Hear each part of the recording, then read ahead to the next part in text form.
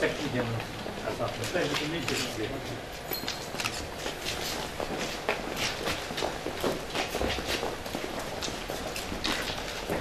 Hello, how are you? Thank you.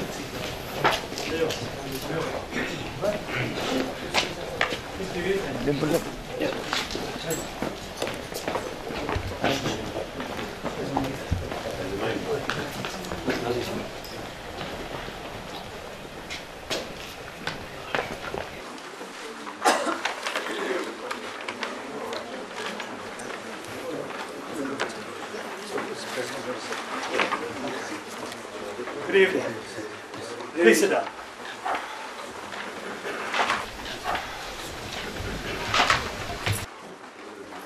On behalf of the South Asian Free Media Association and its chapter in Bhutan, I'm privileged to welcome galaxy of journalists from the South countries to Bhutan for the 5th South Journalist Summit. Today we have among us each one illustrious journalist from 7 South member countries, besides more than a dozen from Bhutan. Among them are the Secretary General of SAARC, Mr. Imtiaz Alam, and officials and members from South Asian Media Commission and South Asian Women in Media. It's our privilege to welcome to the opening of the summit Your Excellency, the Prime Minister of Bhutan, the Information Minister of Bhutan, Honorable Dashos, and officials from the Royal Government of Bhutan. We are deeply honored by your presence with us today. It makes the summit all the more special. Besides the host of media issues pertinent to the South Asian countries, the journalists from outside bring rich experience and professionalism to Bhutan. We hope that their presence here will immensely benefit the local media as well as the public at large. We hope that the meeting of the journalists will greatly enhance media practice in the region and complement the outcome of the 16th SAARC Summit. We wish everybody from our neighboring countries a very happy and comfortable stay in Bhutan. Now we would like to invite the Secretary General of SAARC, Mr. Imtiaz Alam, to highlight the objectives of the 5th SAARC Journalist Summit.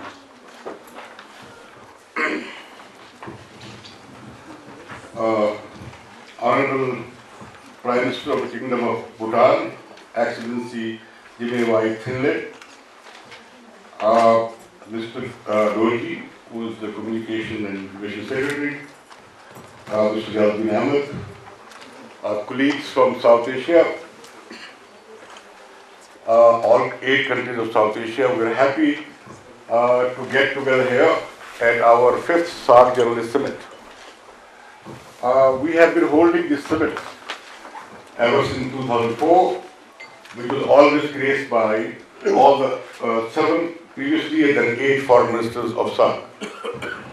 The objective of this summit has always been to facilitate SAARC process and to play a role of interface between media and the SAARC, and also raise our own issues and also help define certain policy issues which are of great use to SAARC.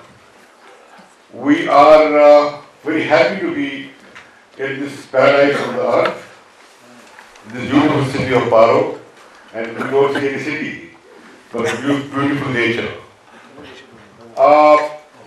Whenever I come, this is my second visit to Bhutan, I think how small is beautiful. And how the more you become bigger, the greater you become ugly. The production in society and the consumer in society. And we hold this environmental summit.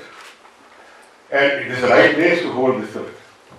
Bhutan deserves to be the leader in terms of environmental protection and conservation and taking a relevant course which is in harmony with humanity, with the community and with the nature. As we hold this summit here, we know that Himalayan glaciers are melting. We know that due to the global warming, our weathers are changing, our ecosystems are being affected. And we take note of the previous SAARC summit which addressed the environmental issues, but as you go through the declaration of that summit, you don't have any guidelines. I request Mr. Prime Minister that you will come up with a comprehensive plan, and Bhutan has a legitimate right to lead us how not to spoil our environment. We hope that on this summit, the SAARC members will also agree on South Asian Free Trade Area and services. I hope an agreement will be signed. I also hope that this South Asian Development Fund will also be created. And I hope that the Environment Center which is to be created should be created, and we back the wish of the Bhutanese people and the government of Bhutan to have that center in Thimphu. We are people from media, and we know that the last two summits have focused on connectivity. But this is the region which has the least connectivity. And thanks to this least connectivity, we will have the great pleasure of staying here for a week.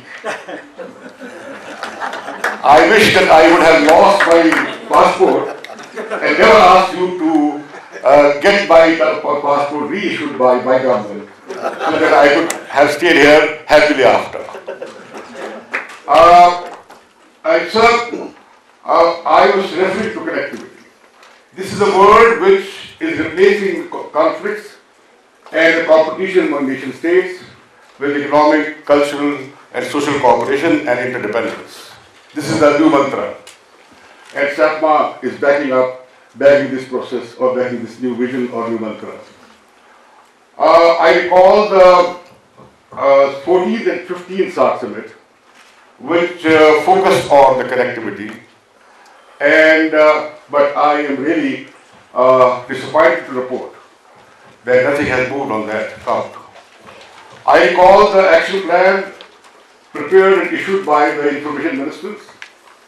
And when I compared that with SAARC achievements, I was amazed that SAARC has achieved those goals which SAARC information ministers had set. SAARC ministers had proposed that there will be a South Asian Media Center. We have established that South Asian Media Center that is open to all journalists in the region. SAARC had perceived that there will be free flow of information, and for that there should be internet based information which covers all the countries. SAARC is proud to report that since 2003 we are producing a daily news and opinion web pages, the portal which is the largest in the region with 2 million hits a month. And we have upgraded that. And we are ready to offer the SAARC Secretariat to do its website without charging them any money. Free of charge. That will be our contribution. If you sir recall, and you will see tomorrow, that SAARC has not even changed its logo. It still represents the 7 birds, but in SAARC publication you will find that we have added the 8th bird, that is a 5-star. And they were pressing on. And I must tell you, Mr. Prime Minister, you must never ever apart this. They will come here as well. So the other thing that the SAARC minister had agreed that for professional training, we have established a South Asian Media School, and we have done 7 courses, including very brilliant young journalists from Bhutan. They have been trained in Lahore with a South Asian faculty, South Asian vision, not any nation-centric or nationalistic perspective, no, with a South Asian perspective. We have to make 3 or 4 proposals. And I know that being the host country to the SAARC summit, you have got a tremendous power. And I will request you to use that, your right or authority as host, that you please bring 3 questions on the agenda. That you can, as a host, Prime Minister, Head of Government, propose to SAARC to recognize SAARC as its apex body. 2, that you ask the other head of government in the state that our protocol on free movement of journalists and media products across the borders be adopted by SAARC. And there are two proposals, more proposals.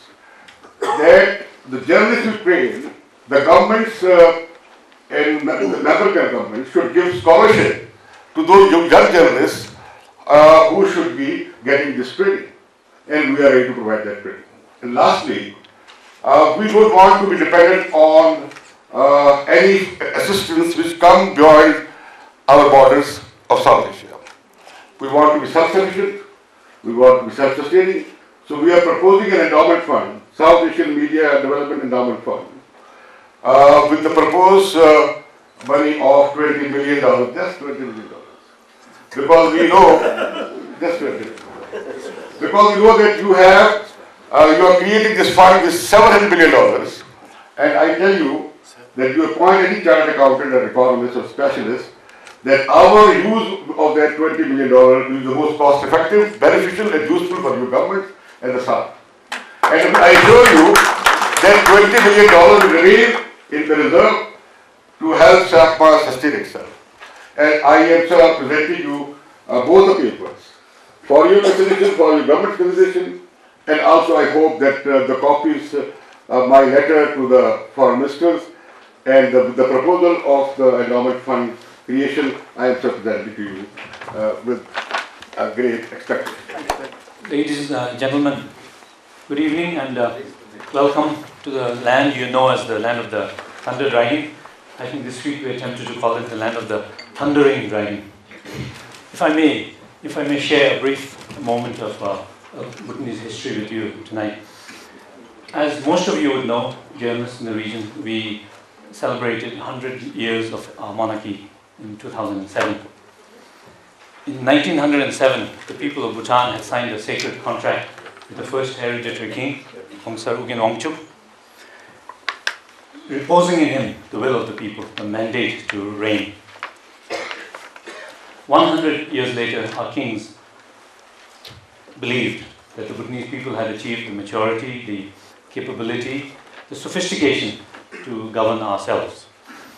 So in 2006, the fourth king of Bhutan, His Majesty Jigme Singh Wangchuk, stepped down from the throne. His gift to the Bhutanese people was democracy. In March, on March 24th, 2008, the people of Bhutan went to the polls, first ever. People walked for days over the mountains. People camped at the polling booths, and the people of Bhutan cast their votes. From these dramatic moments emerged a figure of destiny. The people of Bhutan offered the mandate to rule to the political party known as the Druk Tinsum Sokpa. The party which won 45 out of 45 out of 47 assembly seats. Ladies and gentlemen, tonight I have the honor to introduce to you the President of the Druk Tinsum Sokpa and the first elected Prime Minister of Bhutan. I request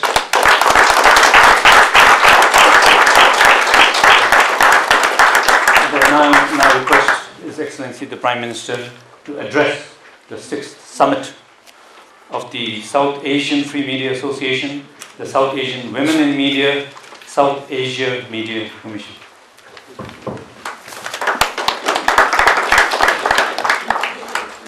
Thank you very much.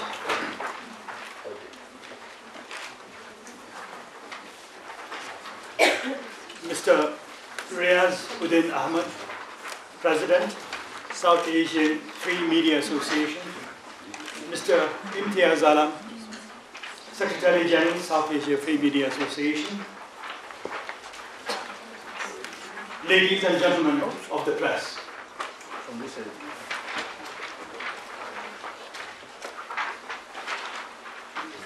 It is with great pleasure that I welcome you to Bhutan. I have the unique honor of participating in two very important summits in 1 week. I'm particularly happy that this year, apart from the 16th summit, we are the host for the 5th meeting of the South Asia Free Media Association the South Asia Media Council and the South Asian Women in Media. For me, it is a privilege to have the opportunity to address such a powerful group of leaders of South Asia's media community, whose impact and reputation extend far beyond our region. I thank Mr. Riazuddin Ahmed for the very kind sentiments he has expressed about my country, as well as I would like to express my appreciation and that of my government for the good work that SAARC has been doing, for having successfully implemented some of the decisions that were taken by previous summits, in particular establishment of a media center, and then this media center engaging in activities that are truly promoting the SAARC process, cooperation, and indeed the development and strengthening of the SAARC media corps.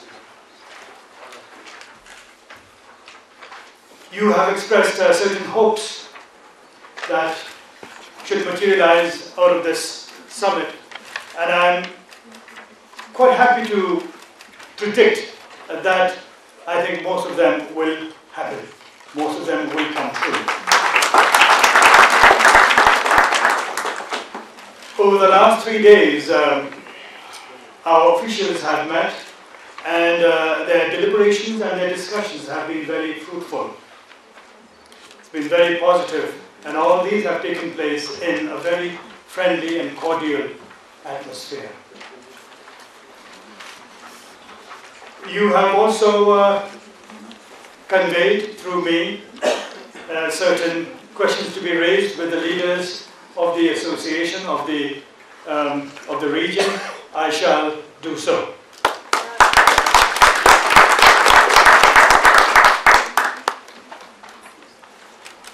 While you seem to be quite pleased with the lack of connectivity in South Asia, I want you to know that, in fact, improving and enhancing connectivity in the region is one of Bhutan's goals. And indeed, that is a desire of most countries. And regrettably, you may not be forced to stay for too long in future. I shall also take up with my colleagues your request for the South Asian Media Endowment Fund, as well as the request for scholarships. I think these are very worthy causes that you want to pursue, and we would like to see ourselves supporting these.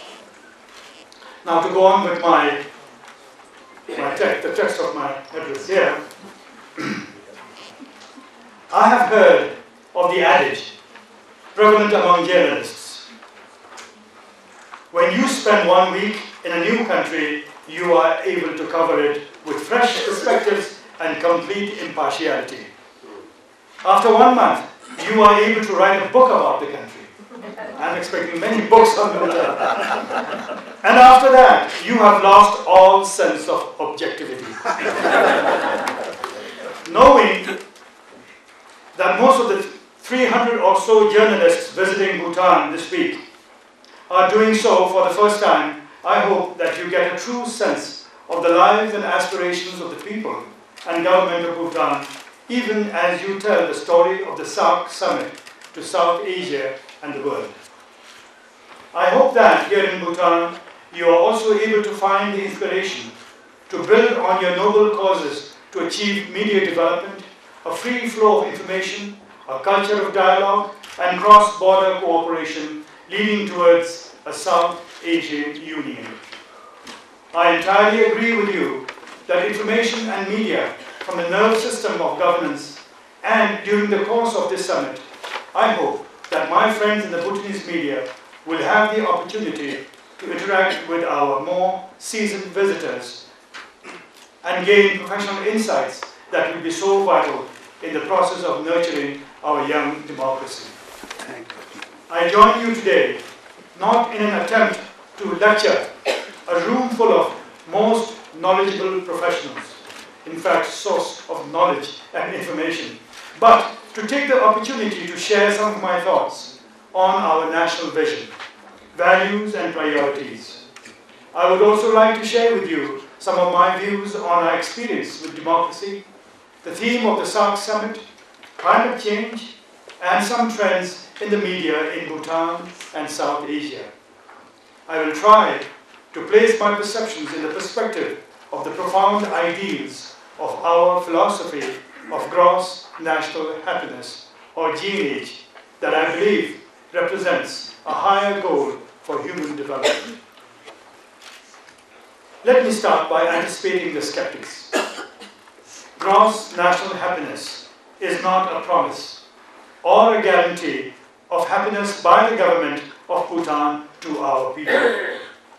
First of all, we interpret happiness as the deeper sense of contentment or satisfaction with life and not fleeting sense of pleasure. Happiness, we believe, is an individual pursuit, and we must look deep within ourselves to find it.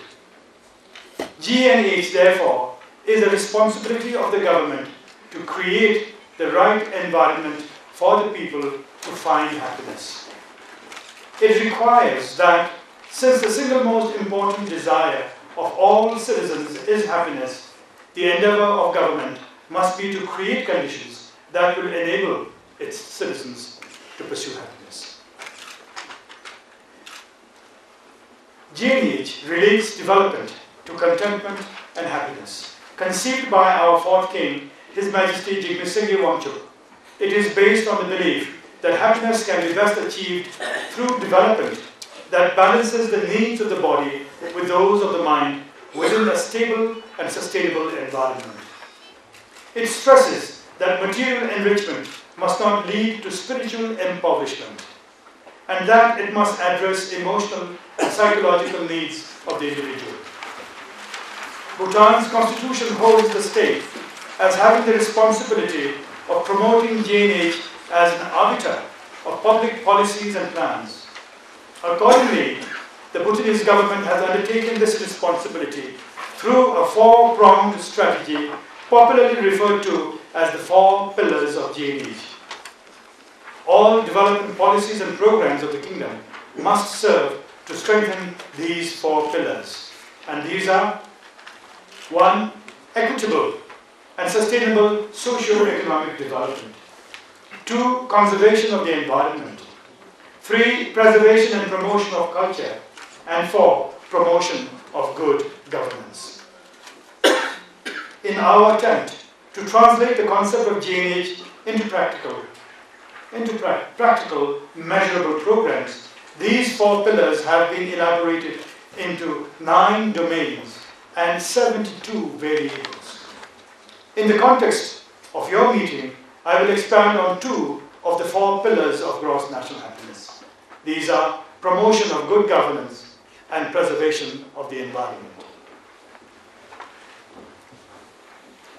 Today, nearly every Bhutanese citizen who meets a foreigner within or outside the country is asked, how is democracy succeeding in Bhutan?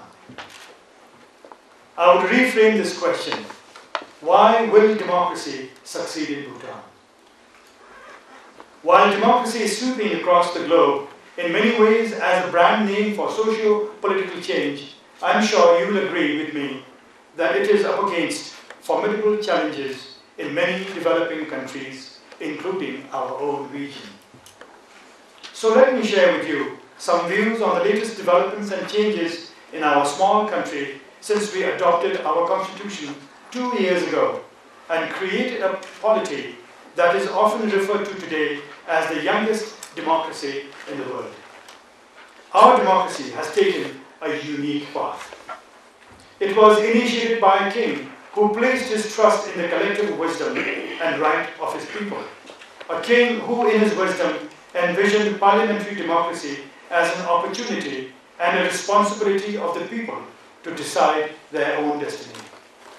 His Majesty, during his 34 years of reign, paved the way for this transition by systematically putting in place the necessary legal instruments, institutional arrangements, and administrative systems and policies to empower the people so that they ultimately take the responsibility over their own future.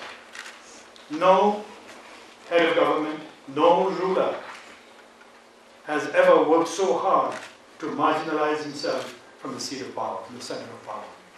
And his son now, who is now the 5th king of the country, is committed to democracy in the same way. GNH provides a perspective to this historical change. As dramatic as today's political transformation is, we understand that we are not replacing our system. We are building on it. Democracy is not a new goal for development, but a path to good governance. And for us, good governance still means serving the people. We therefore see the democratic path as a means to achieve a pillar of gross national happiness. We are also fully aware that there is no necessary or intrinsic relationship between democracy, understood in an institutional and procedural sense, and good governance, understood as a goal. We realize that there can be a vast gap between good governance and actual participatory democracy, and that good governance is not synonymous with government. The challenge for our first democratically elected government is to ensure that democracy becomes an instrument of peace, stability, and harmony, and serves to inspire good governance and progress. That democracy takes firm roots and becomes an irreversible process. That elected leaders do not serve the vested interests of the few and do not undermine the rule of law. If democracies fail, it is not necessarily because of its inherent flaws, but because it falls in the wrong hands. Wrong hands because people are not empowered sufficiently to exercise their power with wisdom. People are not able to understand the power and value of the vote and the responsibilities therein in many developing countries. So it is imperative to build people's capacity to choose their representatives wisely and to hold them responsible and accountable. GNH requires that every citizen to achieve happiness must be empowered to make the right decisions, and this, in fact, resonates with democracy, because democracy in its purest form is the empowerment of the people. Developing and nurturing of a democratic culture are moral obligations of our government and today's leaders. This is the biggest challenge and the most important commitment of my government. As we institutionalize the democratic process, as we introduce the mechanics and structures of democracy, we know that it is not the same thing as the development of a democratic ethos. We know that laws and even a constitution cannot create a democratic culture. Democracies go wrong not for want of good laws and systems, but because of the lack of democratic culture and polity which must sustain them. Bhutan has gone through the mechanics of democracy by voting. But this does not mean we are now a democracy.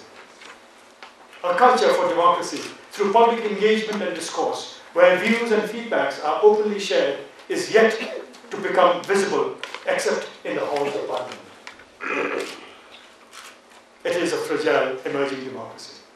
Discourse has to go beyond the parliament, and people have to be encouraged to be open with their views.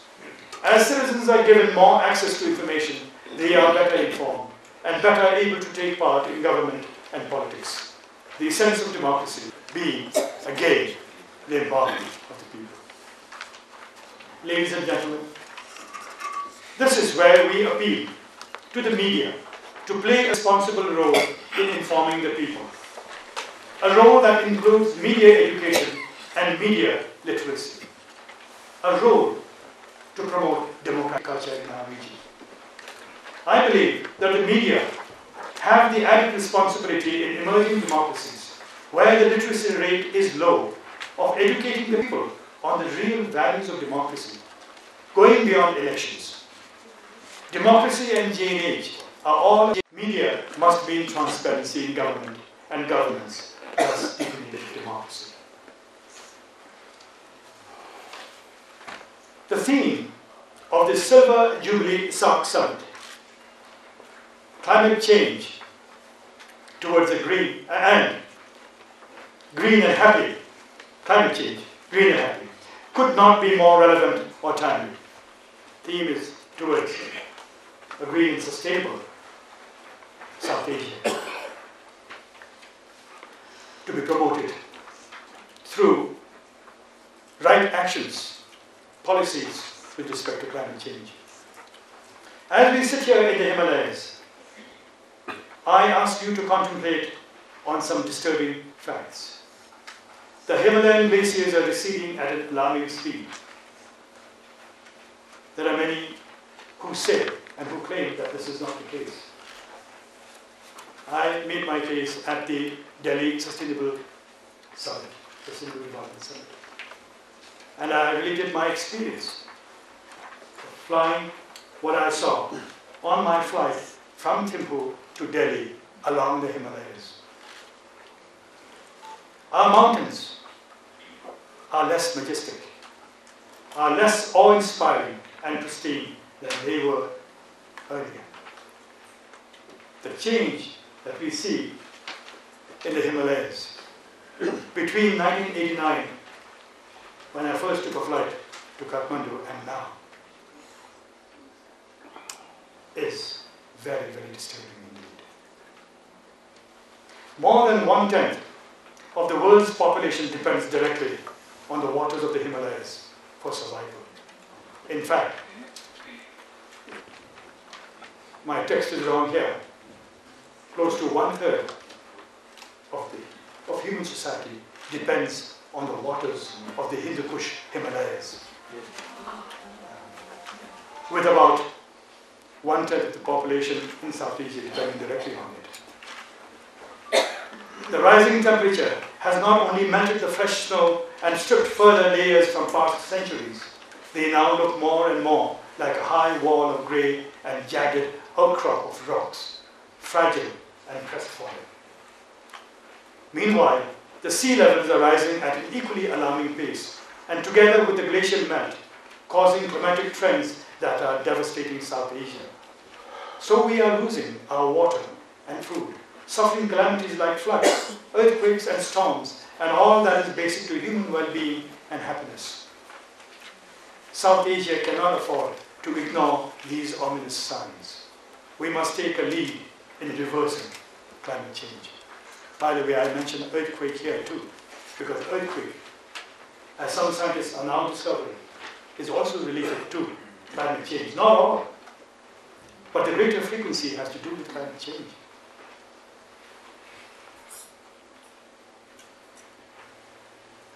It has to do with Earth's reaction to the change in the stresses on the Earth's crust and on the ocean floor as a result of the melting of the snow and the ice and the rise of the ocean level.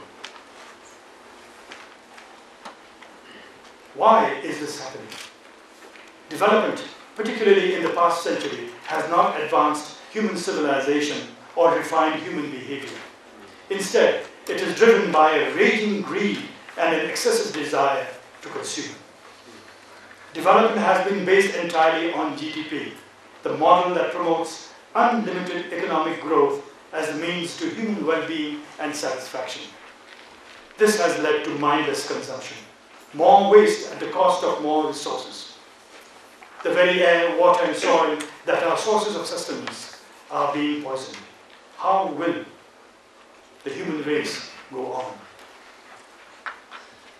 Growth has its inherent problems. There is no limit set on how much and for how long it is to continue, and if it is sustainable in a finite world. The planet is no longer as bountiful as it was before, feeding and nourishing a population that has shot up to 6.7 billion people from just 2 billion 100 years ago. The population forecast is indeed grim. It will soon reach 9 billion. So each human being inherits less and less space and resource, much of which this generation will have consumed. We need to change and mend our ways. Acknowledge that life as we live it is propelling us towards self-destruction. We need to realize that high GDP targets are achieved at the high price of social dislocation and environmental devastation, and dispel the notion that unlimited economic growth equates well-being, prosperity. A more holistic model and indicator is needed to set human society on a sustainable path. Ecological footprint analysis shows the present generation has consumed its share of planet's resources and capacity and has already begun depriving the future generation of their share of resources and chances of survival. It has been predicted that, with business as usual, 2 planets will be required by the early 2030s, 20 years from now, to keep up with humanity's demand for goods and services. How can we reduce production and consumption levels to stay within the limits of biologically productive capacity of the planet? How can we ensure that in so doing, we will not lower or reverse the level of our well-being? This begs for an alternative development model based on a correct notion of what constitutes human well-being. This is why Bhutan sees virtue in the GNH-inspired development model. Despite its limitations as the least developed country, a country most vulnerable to climate change, Bhutan is doing its part to protect and save our planet. In the past 5 decades since Bhutan embarked on planned development, we have consciously sacrificed faster economic growth through exploitation of our natural resources, such as forests and minerals. We have also deliberately avoided intensive agriculture based on use of chemicals as well as mass tourism. As a result, today we can speak of an increase in forest cover from around 45% in the early 60s to over 72% now.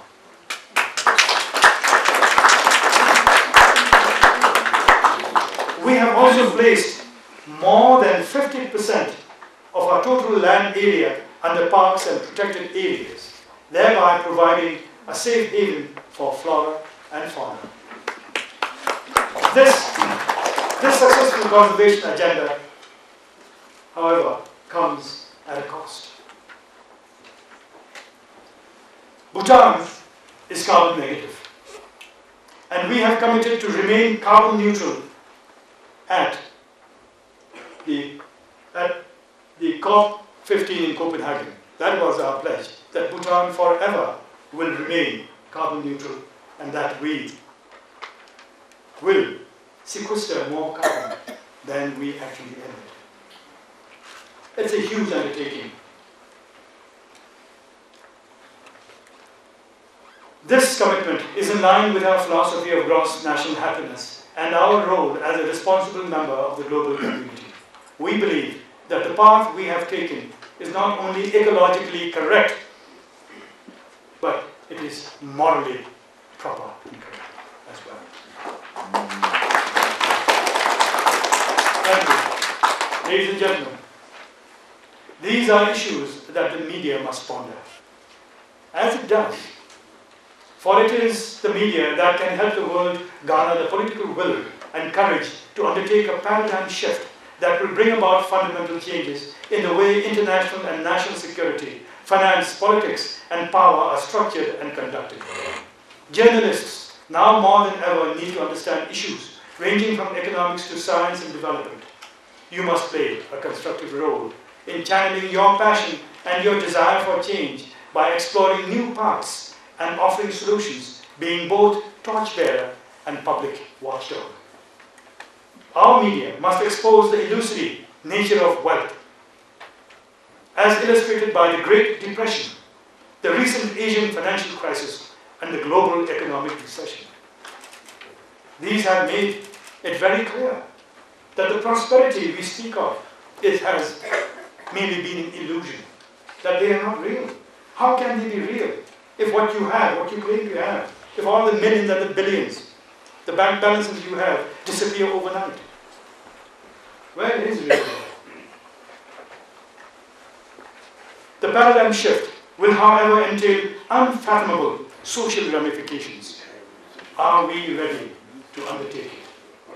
How can you help prepare us, prepare human society, prepare the South Asian population to be bold and courageous to take up this challenge?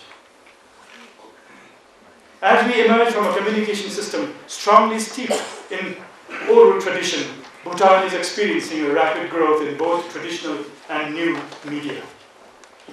Even as the oral media, including stories, rumors, and gossip, by the way, rumors, very, very efficient here. It's very gossip remain influential factors in our society. The power of the written word, and particularly the image, is already an all-pervasive influence, especially on young minds. For a country with just over 500,000 people, we have 6 newspapers, 3 magazines, 4 radio stations, 1 television station, and numerous blogs and internet sites, most of them having emerged in the last 3 years. As we enter the age of information, Bhutanese society is being transformed by the media, which are influencing the way we live, learn, work, and relate to each other. Our children are now being brought up not so much by our parents as by the media, even in the development of their values. Media are not just reflecting the changing realities, but they are constructing, you are constructing new realities. There are 3 specific clauses enshrined in our constitution that are designed to inspire a healthy growth of the media in Bhutan. These are freedom of speech, opinion, and expression, freedom of the media, and right to information. For us in Bhutan, we understand that the ultimate purpose of these rights is not to benefit journalists, but that they are rights bestowed for the benefit of the people.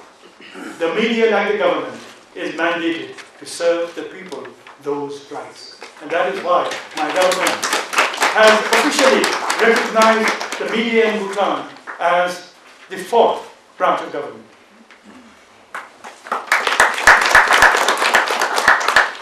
In this context, we are in the process of establishing clear legislation, policies, regulations, and laws for the healthy growth of the media. Our government will support media development, particularly at this early stage of their growth, to ensure that they are effectively involved in governance. The media provides public space for discourse, and is in fact the public space with important social responsibilities and obligations, and hence its recognition by the government, as I just stated earlier. In our national vision, the role of the Bhutanese media and the information society at large is to nurture a shared national consciousness. This means a shared sense of social, cultural, economic, and political values, and the need to nurture the emotional ties of citizens to our country through a shared understanding of our problems, our successes and failures, our pride and disappointments. This consciousness will be the foundation of a national identity that is built on the values of gross national happiness. The premise here is that media must be more than a watchdog for society and public space for discourse. Media must perform a critical public function because they are expressing values all the time and thereby cultivating the public mind. Therefore, media must help society to process, define, and promote the right values that contribute to the happiness of the individual and well-being of society.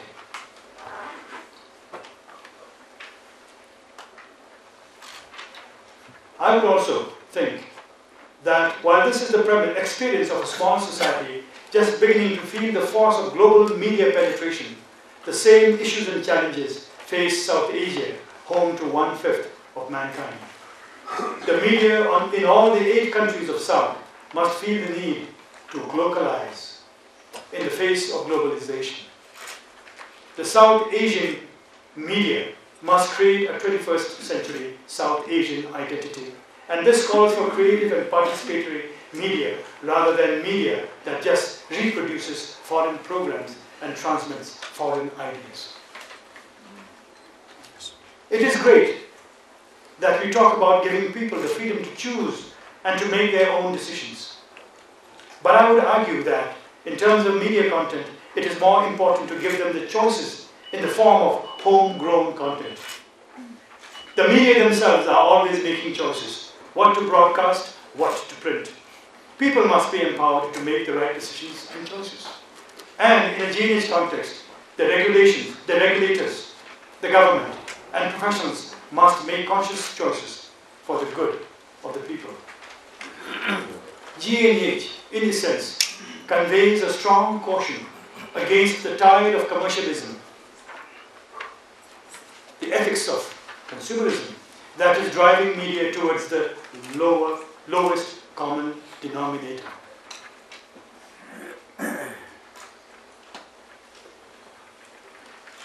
Against the seduction of society by blatant materialism, against the voices of professional journalists being drowned by authoritarian leaders, corporate owners, advertisers, and even against poor journalism. This is a reality. We see in our region that commercially driven global media has become a pure business activity with little regard for people and people's interests.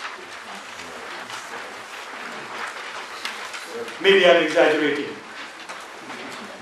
A G&H-inspired information society in South Asia must enrich our countries and ensure that our cultures continue to evolve and grow. The media must help construct cultures that will build creative nations so that cultural diversity does not become painful differences. We must share the ideas, values, sentiments, and traditions, and all the manifestations like language, dress, behavior that tell us what it means to be a South Asian. It is important for media to understand what the average person thinks and feels. Their daily concerns about housing, roads and parking, litter, safety on the streets. You must give us and our children healthy role models. You must engage our massive rural community and analyze how we can best serve the community and society's many needs. And we must all ask ourselves, do we know what kind of media content our children are absorbing? The same songs and dances and festivals. Being better connected than ever before, media and democracy, media and environment, media and culture, media and people are inseparably entwined.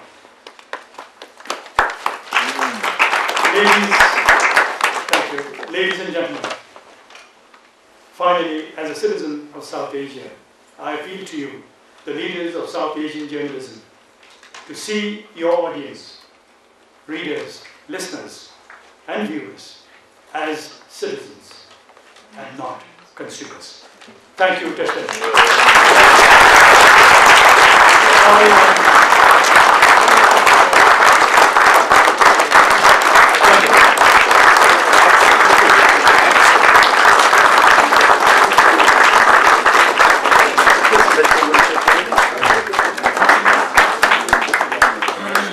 Excellency Prime Minister, Jigme Waitinde, you deserve this standing ovation.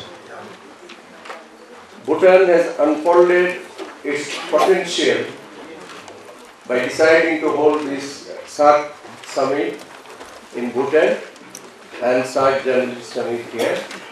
And you have unfolded yourself as a media-friendly Prime Minister in South Africa. What you have said in your speech is inspiring, and you have addressed the real issues. And we hope you will take up these issues with your colleagues in the summit, and something really, really tangible achievement will be there from Bhutan. Everybody thought Bhutan is a small country, Bhutan cannot organize such a big event, but we are happy and we share the happiness of Bhutanese people that you are organizing such a big event so easily and comfortably. Although connectivity remains a problem. I don't know how we'll go back. I will go back home, like Mr. Diaz.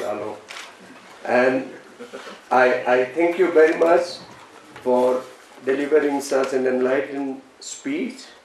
And this is really, your commitment to media development is really an encouragement for us.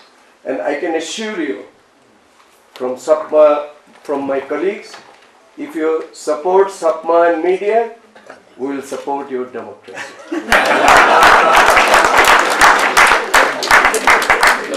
So, Excellency Prime Minister, I must thank you for your speech and for your presence here. And our colleagues will feel delighted by your presence for some time more. You will be also in the dinner, and we will get you for some time more for personal interactions with you. I thank Secretary Information and Communication of Bhutan, Mr. Dasu Kinle Dorji, for his presence here, and the Foreign Ministry of Bhutan, Foreign Ministers of all member countries of SAARC, SAPMA Bhutan Sub-Chapter's President,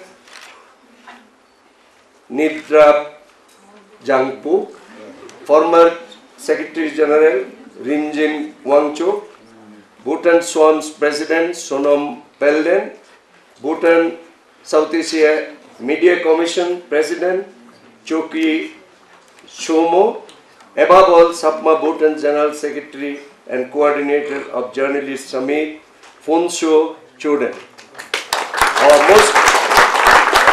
most dynamic General Secretary of SAPMA India, Mr. Satish Jacob, who studied with Excellency Prime Minister in Xavier's College together. And Stephen's College. I also thank P.L. O'Neill, Coordinator India, Wakar Mustafa, Coordinator of Journalist Summit, and Director Program Bilal Naqib to make this Journalist Summit possible and successful. Thanks to a person whose dynamic leadership brought SAPMA to this level. He is nobody other than Mr. Imtiaz Alam. I thank the Foreign Minister of Maldives, who is already here, and please stay with us for some time, and we'll enjoy your company. And I also thank other foreign ministers, hopefully they will be joining us. Thank you very much, Excellency Prime Minister. Thank you, sir. Ladies and gentlemen, may I also introduce His Excellency, the Minister of Information and Communications, Dimpo Nandalal Rai. His Excellency, Minister for Environment, Dimpo Palja Dorji. The Secretary for Home and Cultural Affairs, Dr. Pende Wangchuk. The Secretary for Economic Affairs, Dr. Sam Singh. We have this special guest because we know your interests, and our guests, honored guests, have agreed to mingle with us for the rest of the evening. Now, earlier this afternoon, we were asked by a number of very seasoned veteran journalists here whether they could ask the Honourable Prime Minister one or two questions. So we request the Honourable Prime Minister to respond to perhaps about 3 questions, looking at the time. Okay, Madam. You say, on the basis of what we heard you say this evening, that to achieve gross national happiness, in a sense you would like to have a guided media just as you have a guided democracy. But before I answer that question, there are those who think that the government is being too paternalistic, and that pursuit of GNH is something that is being imposed on our people. That is not the case. what is unarguable is that happiness is the desire of every human individual. And what His Majesty the King, the fourth King, did when he promulgated, when he promoted G&H as the guiding philosophy, he was simply articulating the inner desires of the people, the citizens, the subjects that he understood. But how happiness is to be pursued by the individual and what in fact constitutes happiness is for the individual to determine. However, since happiness is what everybody wanted or wants, G&H requires that it be the role and the purpose of government to create the conditions that would enable the citizens to pursue happiness as they see it. And so likewise, the media, as I said earlier, my government has recognized the Bhutanese media as the fourth branch of government. And when you talk about the branches of government, we are talking about independent branches. Branches that are independent of each other. The judiciary, for instance, is completely independent of the executive. As to how much of interaction and connection and relationship there is between the executive and the legislature, that we all know well. There are the weaknesses and the strengths in the democracy. But when we refer to the media as the fourth branch, we are looking at it and we see it just as we see the judiciary, just as we see the legislature, more than as we see the legislature, as an independent sector by itself. As a sector